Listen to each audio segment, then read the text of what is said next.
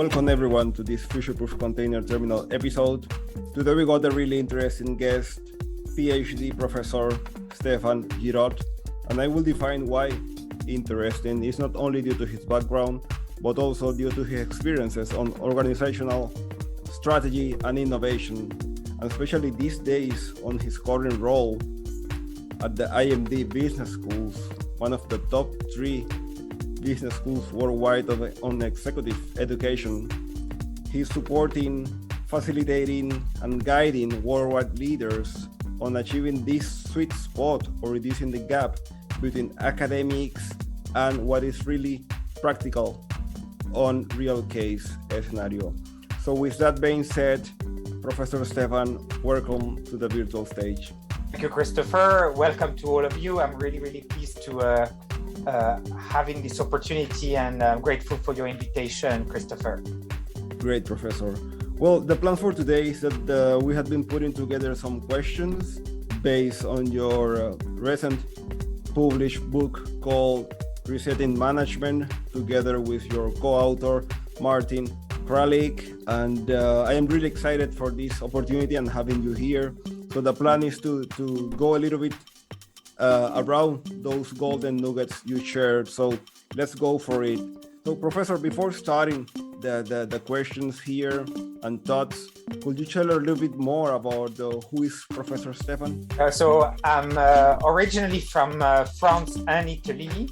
I'm a professor of strategy and organizational innovation at IMD Business School, which is one of the top 3 business schools for executive education in the world. So that's why I like to talk about academic rigor and also relevance. I'm really passionate about strategy and facilitating workshops for executives to craft their path forward, strategically speaking. And when it comes to thinking about strategy and executing it, you have to think about organization.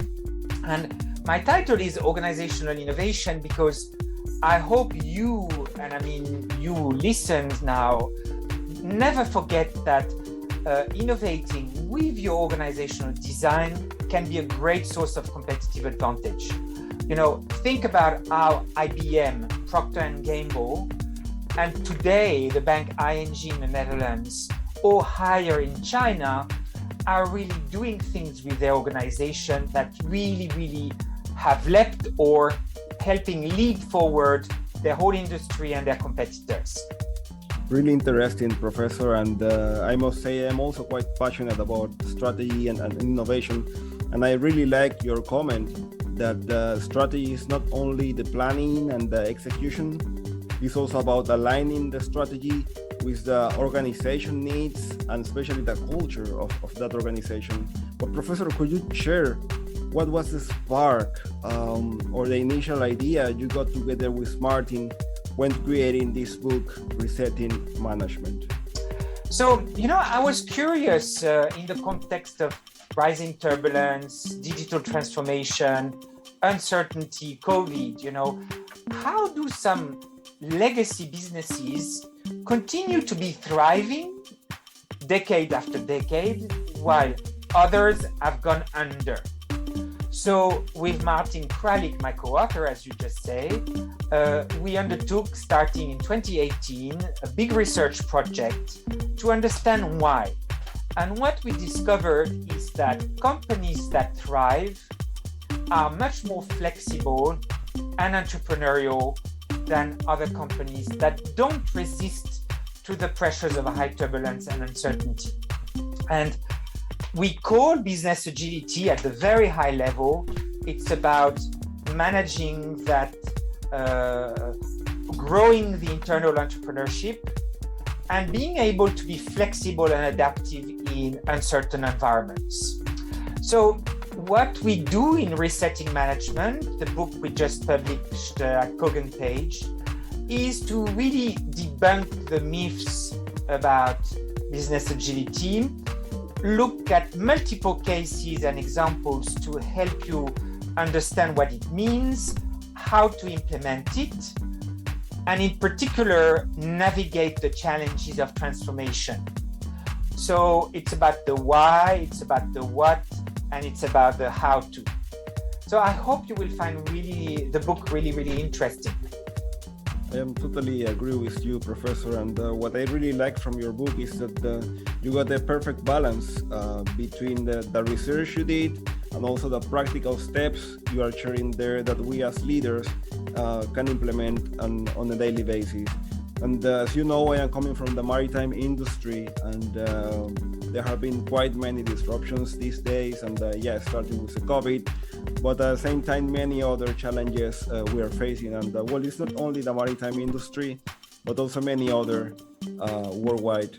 So, Professor, as a starting point, I would like to take a statement from your book, and you mentioned that many executives worldwide consider the word agility as a buzzword. Exactly, you mentioned here like 30% of those executives you surveyed for your book. And could you share a little bit more about what is business agility? Right. So I think it's a great question, and I think if you are a skeptic yourself, you're right to do so. So the first thing I would like to do with you today is to help you structure your thoughts and get everyone on a common understanding about what I think is agility. And it's not a buzzword.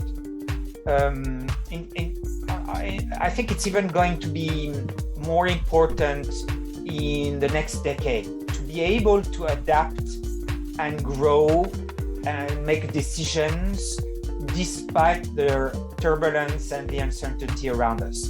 So to understand agility, we need to look first at the opposite, which is rigidity. Why are so many companies rigid? And in our study, we looked at big companies, legacy businesses, challenged by digital natives or startups. The first reason is that in big companies, no one likes very much to disrupt the status quo.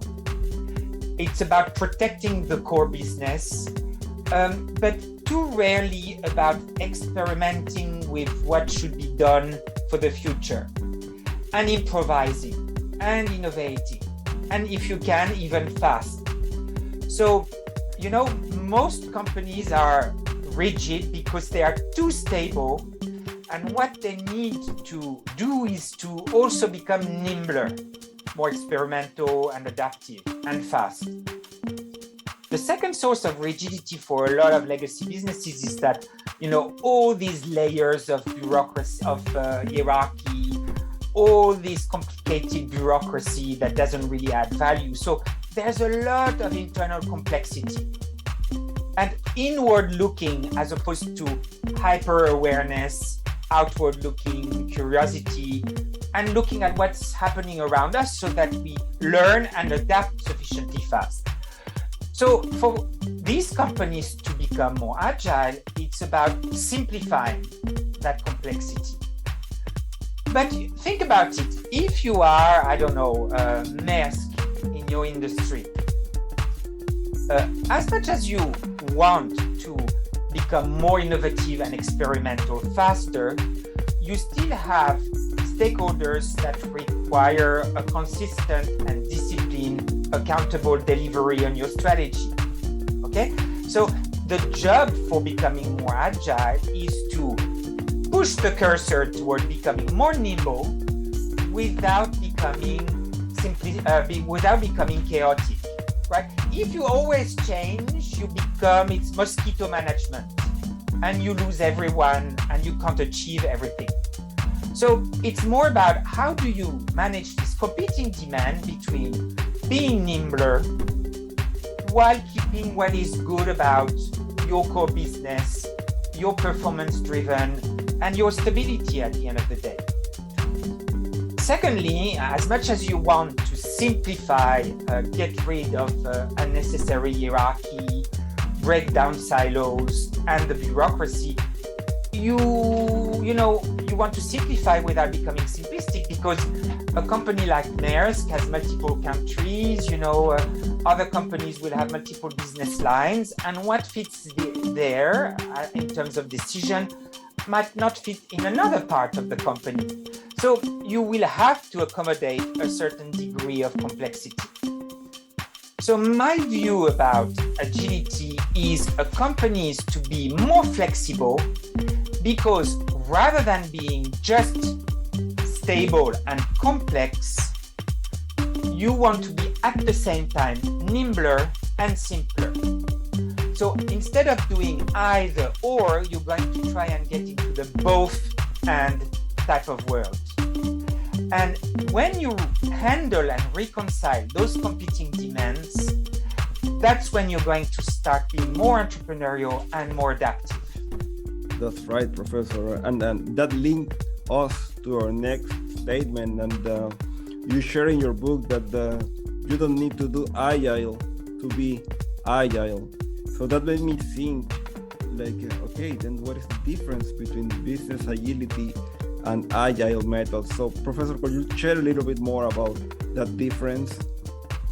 I think it's a great question. It's also at the core of why so many people are skeptic or don't really understand the concept of agility. If you don't like agility, you can replace it with adaptability and entrepreneurship. You know, the two combine, and that helps you clarify the thing. But not only do I say what you just say, I also add that every company is going to need to be agile, but don't necessarily have to do agile.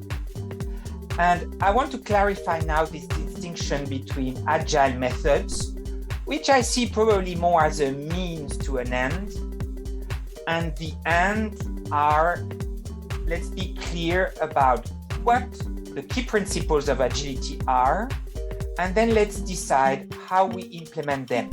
And perhaps along the way, agile methods will be useful or sometimes not.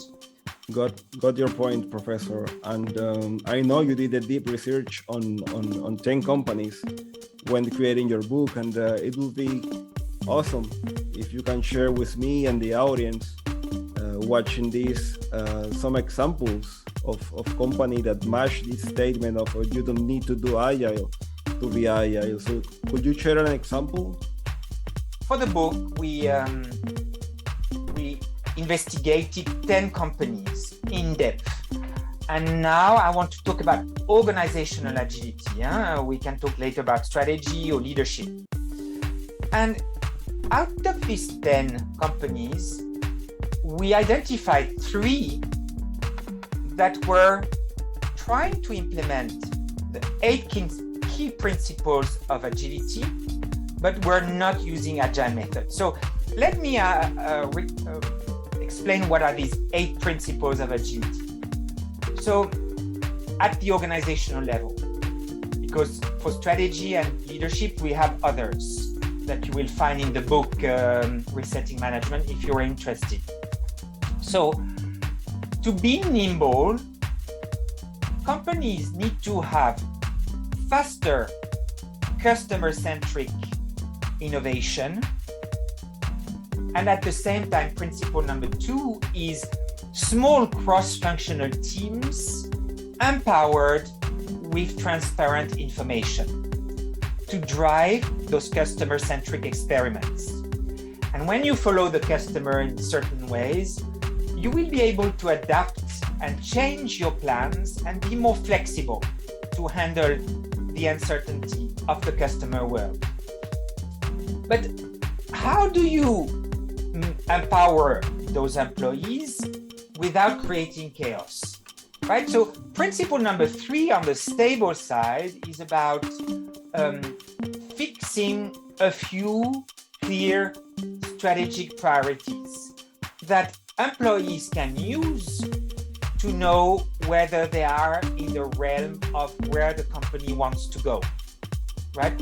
It's like the former CEO of Accenture used to say, we top leaders define the direction where we want to go, and we let employees create the map of how we're going to get there.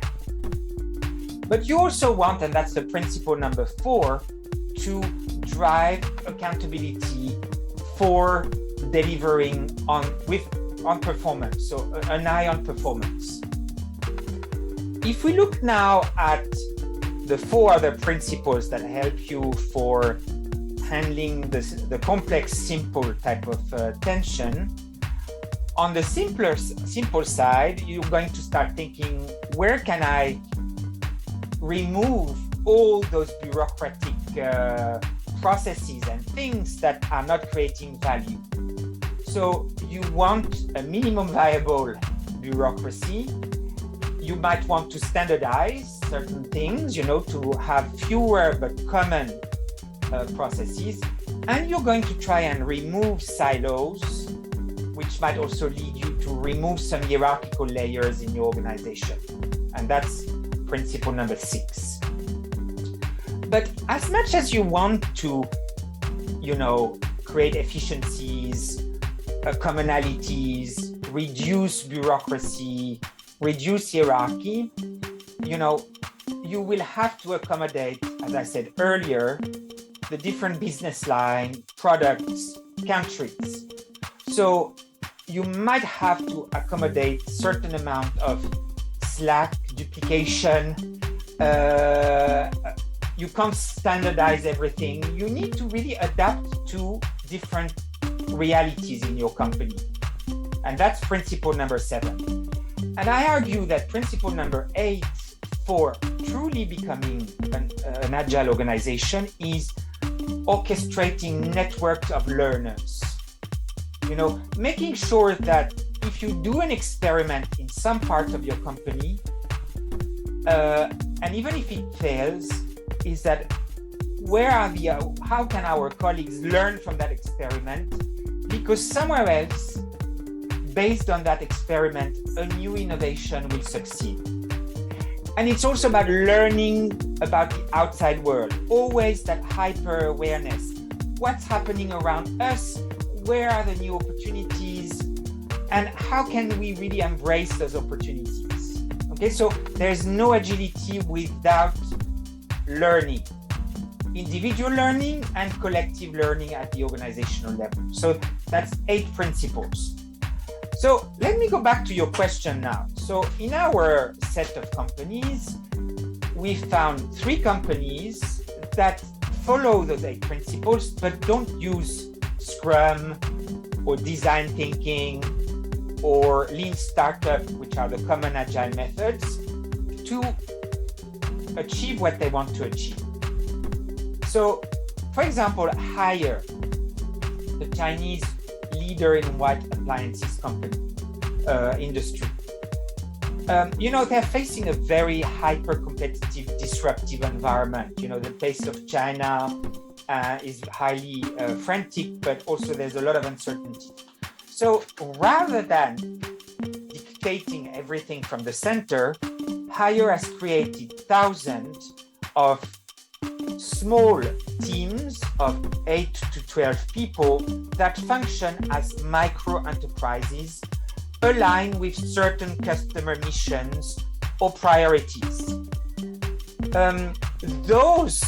But you can imagine that when you have like 4,000 micro enterprises all innovating, it could result rapidly in chaos. So Haier handles that by creating certain common principles, what they call the Haier constitution, that everyone across those micro enterprises have to follow. And Haier, even if you're in the back office, you will be paid and rewarded in function of how well the customer-facing micro enterprises meet their customer targets. So it's what Haier calls the zero customer distance. Whether you are back, middle, or front of the organization, you always are going to be rewarded for how well Haier is doing in the marketplace and with his customers. Okay, so here is just an example about a company that is not using agile methods and yet is following the principles of agility to learn, to orchestrate networks of learners.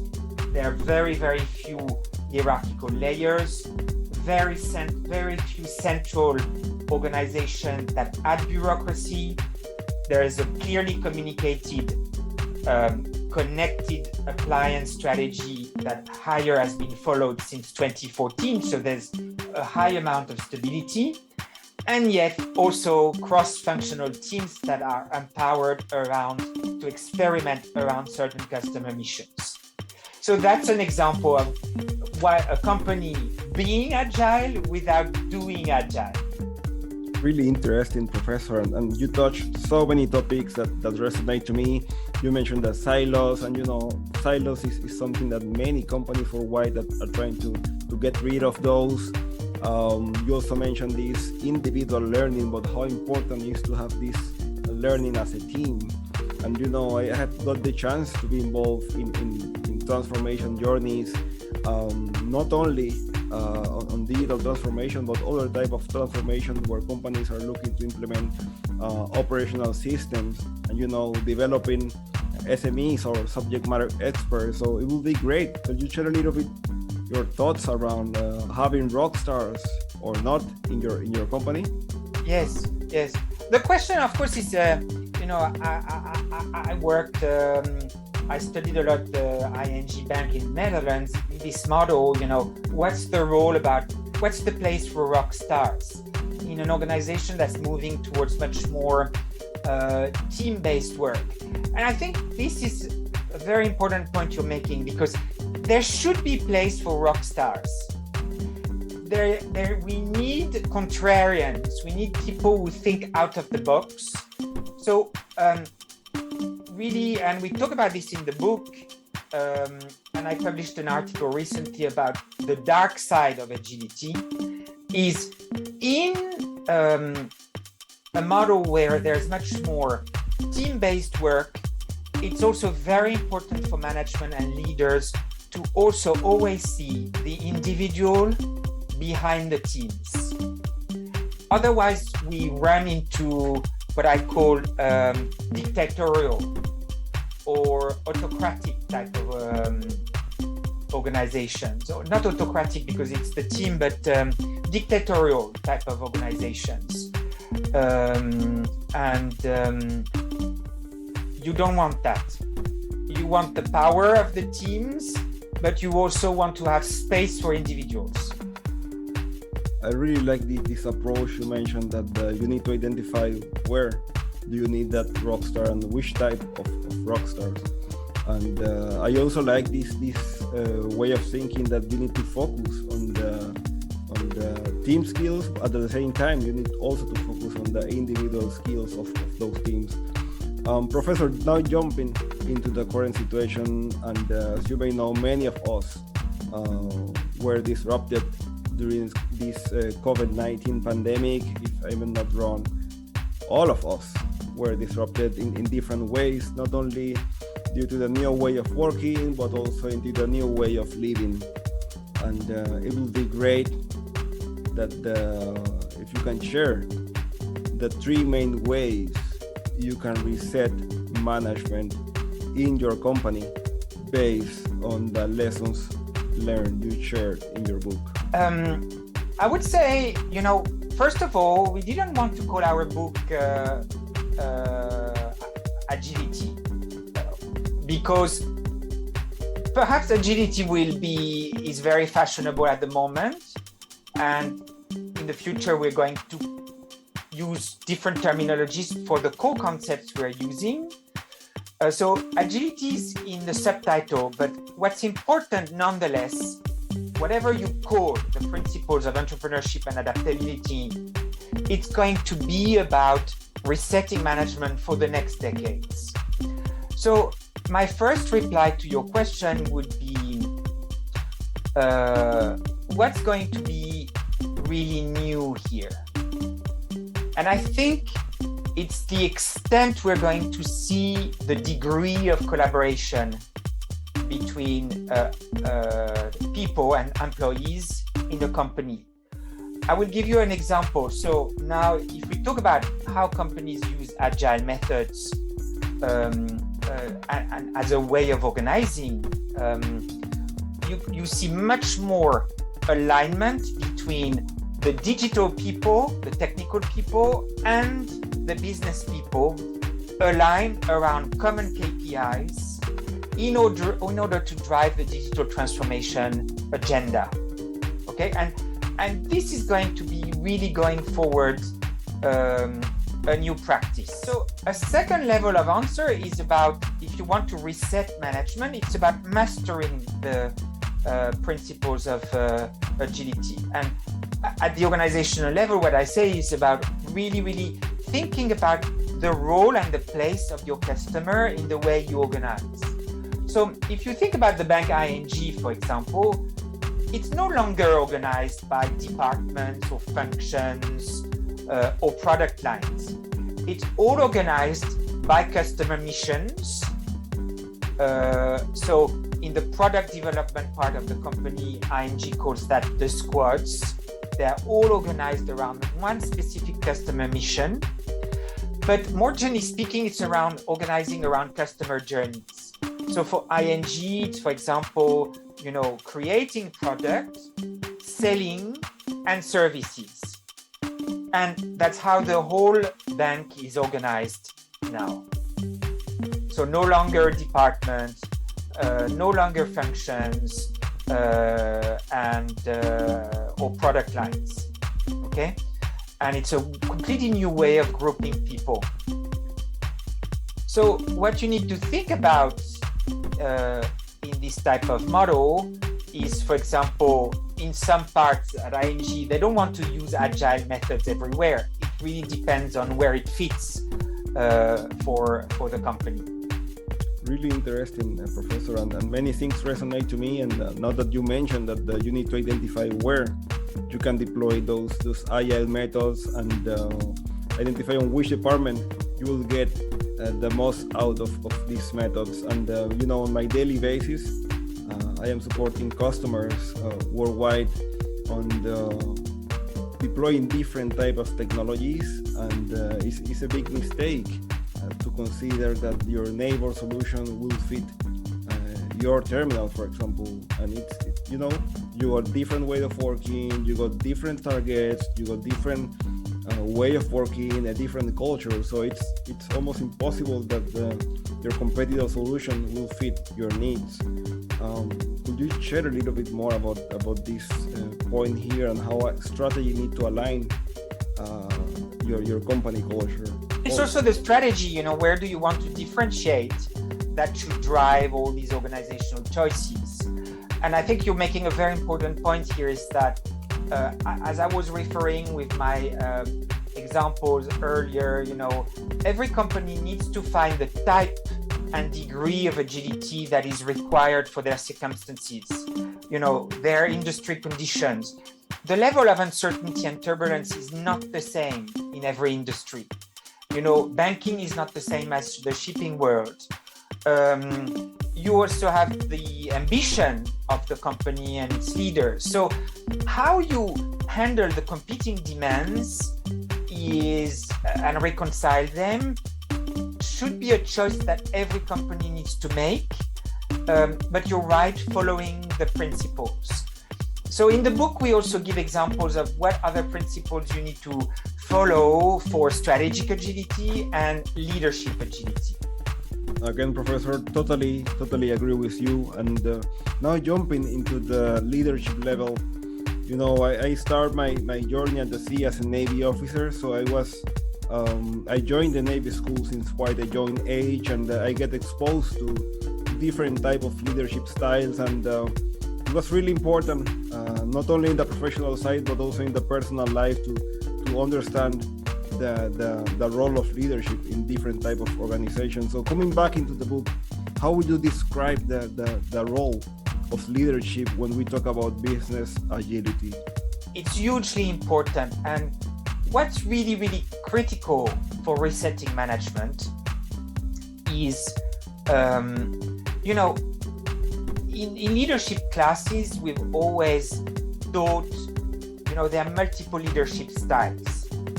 And I think leaders might be aware of multiple leadership styles.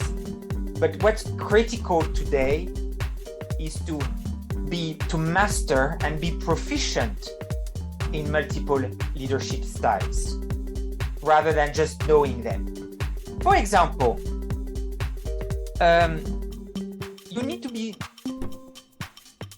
stable and nimble. So you need to empower your employees and they need to drive much more of the show.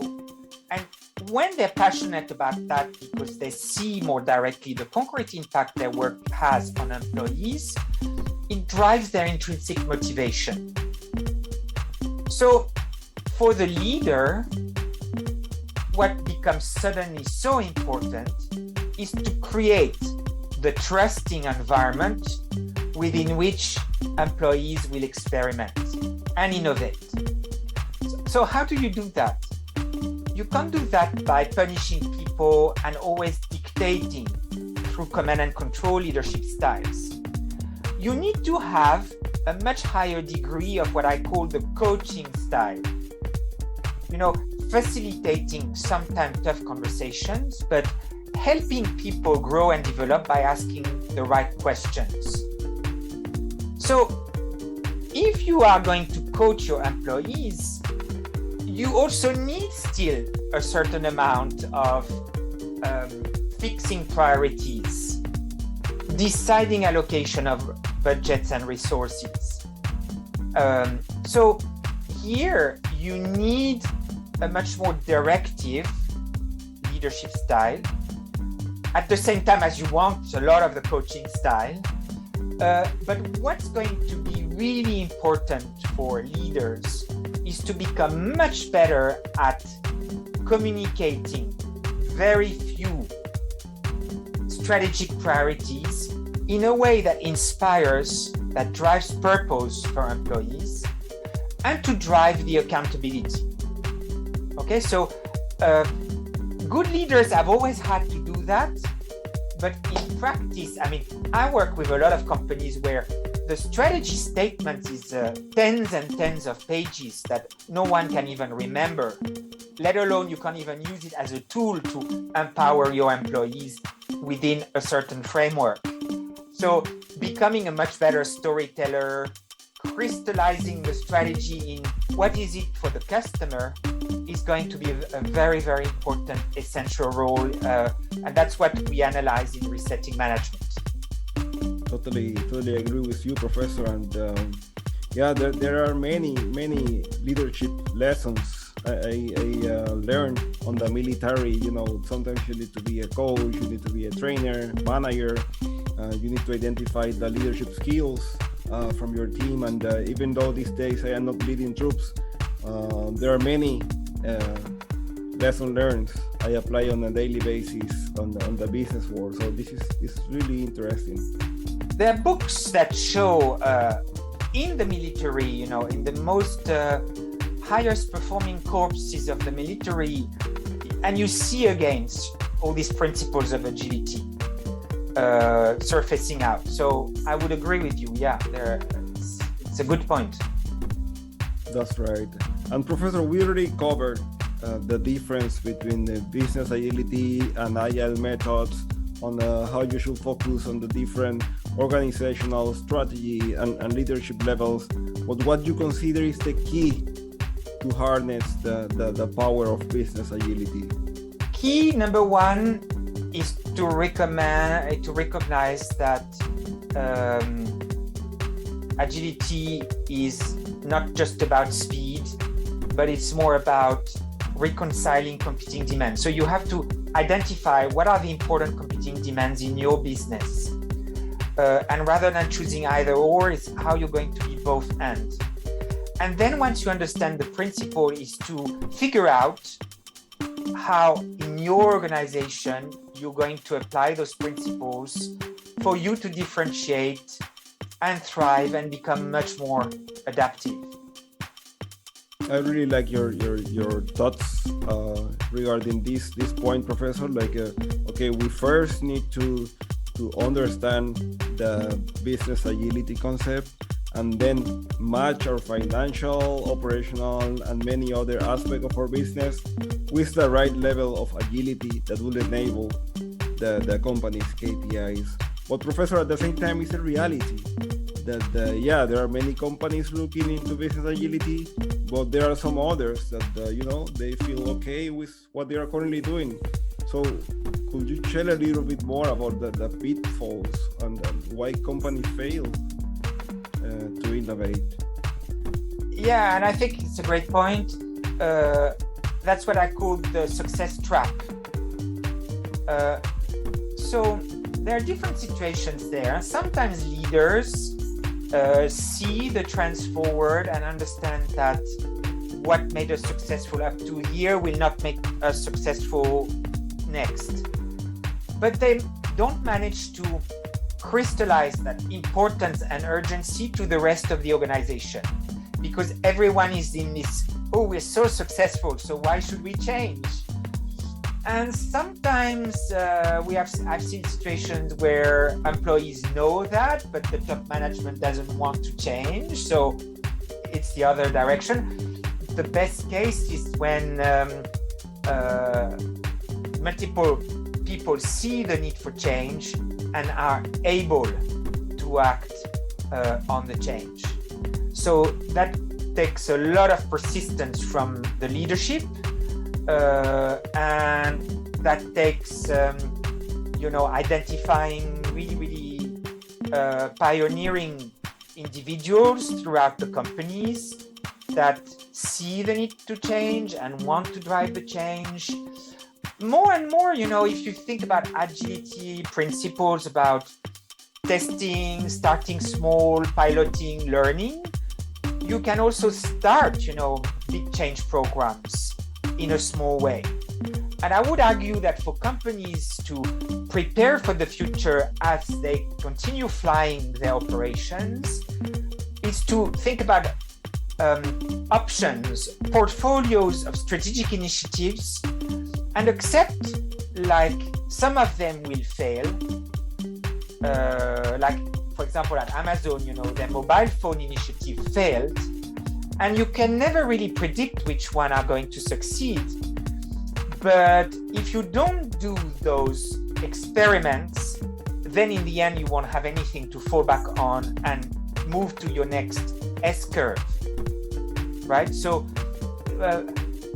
and from those experiments, even if they fail, the success factor is to drive the lessons about where can you succeed next time. So I just said Amazon mobile phone initiative didn't succeed, but they developed certain key technologies that they have reutilized in Amazon Fire technologies.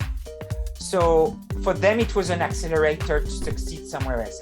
And it's this whole entrepreneurial mindset. And how do you do that is by creating leaders, creating the trust, the secure base for employees to experiment. So if you tell your employees, go ahead, try these new things, but your incentives and rewards or your career progression paths punish people who took initiatives that didn't go well, you're never going to create that trust. I am totally agree with you, Professor. And these days we will hear quite a lot this phrase like learn fast, fail fast, but at the same time it's more about creating in the company this environment where employees can really think outside the box, and we got the resources to execute these controlled experiments. That's why there is no strategic agility without organizational agility. So, Professor, we are almost reaching an end to this session. I am quite passionate about these topics, and we can easily spend all day. But for all the viewers, companies and worldwide leaders, what will be the message you would like to share to them, especially if they are evaluating to implement this type of business agility in their businesses? Yeah, so I think message number one, it's important that management is starting to change a lot. We're seeing now in really big multinational companies, new experiments, new ways of strategizing, new ways of leading and organizing that you would have thought were only possible in startups. So I really want to encourage you to step forward, reset your management approach, think about the principles of business agility, how they and what they mean for your business, craft a path that is really specific to your business, place much more trust on your employees, shift your priorities from being tight on micromanaging how people work to becoming much more loose on that, and focus instead on fixing the end goal, the priorities, the rules of accountability, helping your employees to behave like owners of the business.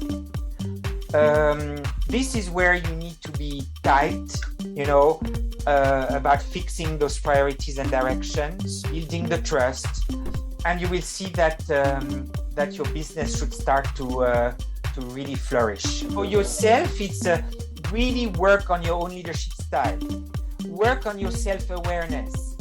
Don't hesitate to ask feedback to your subordinates, because generally what we do is we give feedback, but receive feedback from your peers, from your subordinates.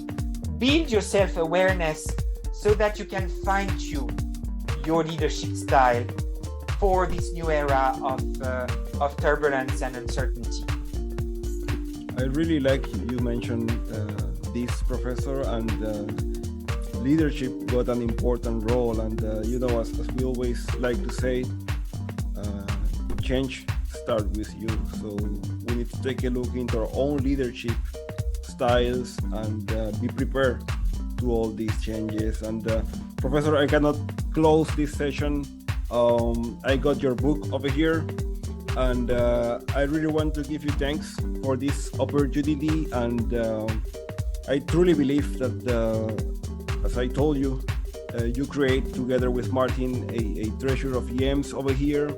And as leaders, somehow we need to have clear all these principles and identify, when and where we can apply those and match our companies or business KPIs to, enable all our targets. So really appreciate this session and hope you can participate in future discussions. Thank you very much. I have a lot of respect for the work you're doing and creating this learning platform relevant for your industry in particular. And I want to congratulate you for that. And I want to thank you very much all for watching today. Thanks, Professor. Bye-bye. So hope you like this session with PhD Professor Stephane. I may say a really interesting session. He shared quite a lot of golden nuggets, and you need to keep in mind when we talk about business agility, the difference between this and this concept and agile methods, on how you should focus on the different levels, organizational, strategy, and you need to focus on the leadership. Quite a big focus on the leadership. And remember, it's all about understanding the business agility principles and having clear how you will align those with your business or company to achieve your targets. So let me know in the comments below what are your main challenges you are currently facing in your different type of transformations, and let me know also what journeys are you leading these days. It can be a digital transformation, implementing operational system, how you are aligning those three levels: strategy, organizational, and leadership to achieve your goals. So hope to see you in the next episode, and don't forget to like, share, and subscribe to our channel.